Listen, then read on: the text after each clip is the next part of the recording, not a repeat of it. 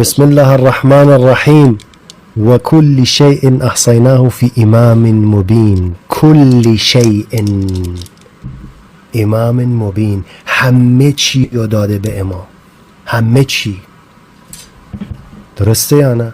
همه چی، صفات خدا، خالق، رزق میده، شفا میده. کل شیء احصیناه فی امام مبین.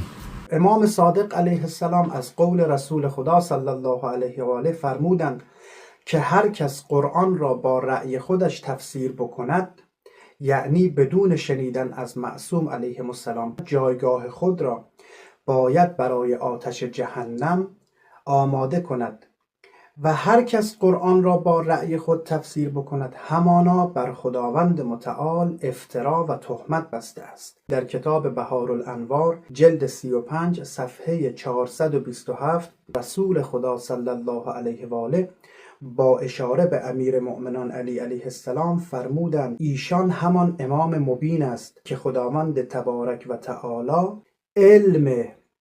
علم همه اشیا را در او جمع کرده است. در کتاب اعتقادات الامامیه شیخ صدوق صفحه 100 در دعایی که حضرت امام رضا علیه السلام می‌فرماید خداوندا هر کس که مدعی شود که ما رب هستیم یا ما خدا هستیم، از او به سوی تو براءت و بیزاری می‌جوییم.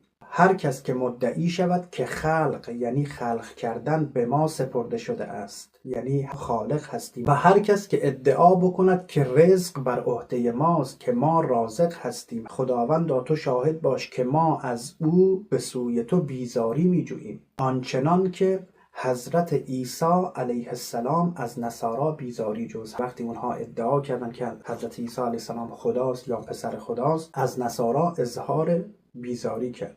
حضرت امام صادق علیه السلام می‌فرماید والله ان الغلاة اشر من الیهود و النصارا و المجوس و الذین اشرکوا. غلو کنندگان بدترین خلق هستند، عظمت الهی را کوچک می‌کنند و برای بندگان خدا ادعای ربوبیت و ادعای خدایی می‌کنند. به خداوند قسم که قطعاً قالیان از یهودی ها و از مسیحی ها و از مجوسی ها و کسانی که شرک ورزیدند برای خداوند متعال بدتر هستند. اللهم لعن